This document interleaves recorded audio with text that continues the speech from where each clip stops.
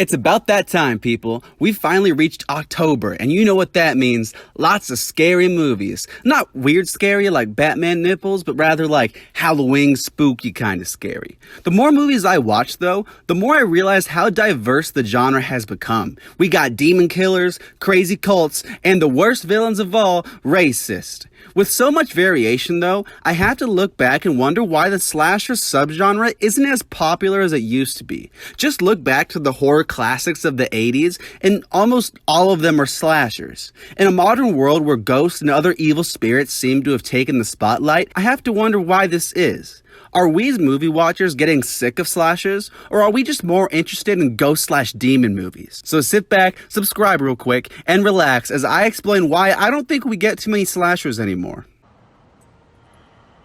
Helen, I came for you.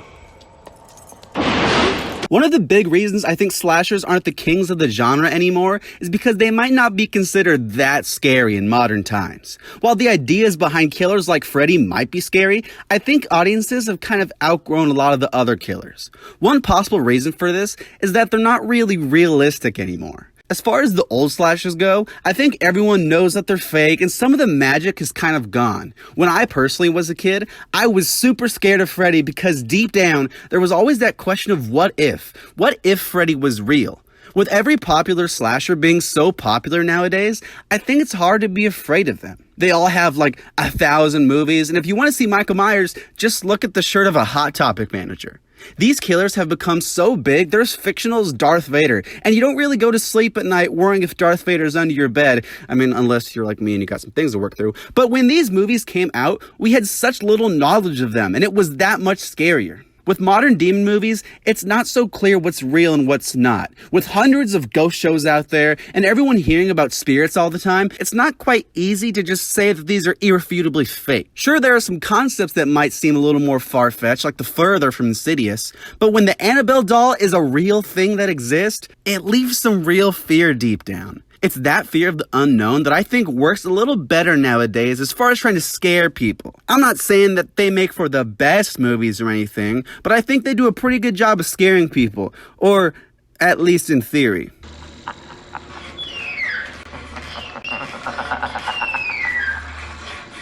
Please, God. I also think that the slasher genre itself has seen a lot of what it has to offer. Yes, there are new types of slashers coming out, but how many times do we really need to see horny teens get killed? There definitely are new and creative slasher films, but it's a little harder to be original in a genre that's so old. We've been exploring slashers for almost 40 years, and you can only really do so much with it. When you look at some of the best horror movies of the last decade, a lot of them are creative and unique, really different things. People just want something new, and the last thing we need to see is Friday the 13th, Part 15, Jason's Day Off or something.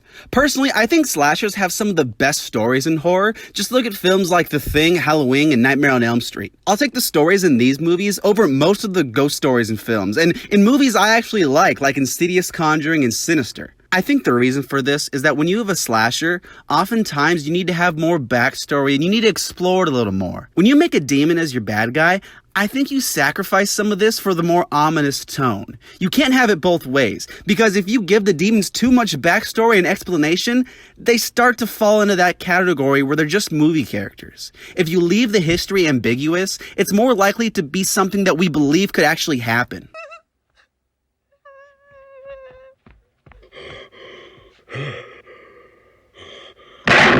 There's some good slashers and there's some bad ones, but the same goes for demon ghost movies. I think it's possible that in the future, we could see a whole new subgenre of horror taking the spotlight from these possession, conjuring-like films.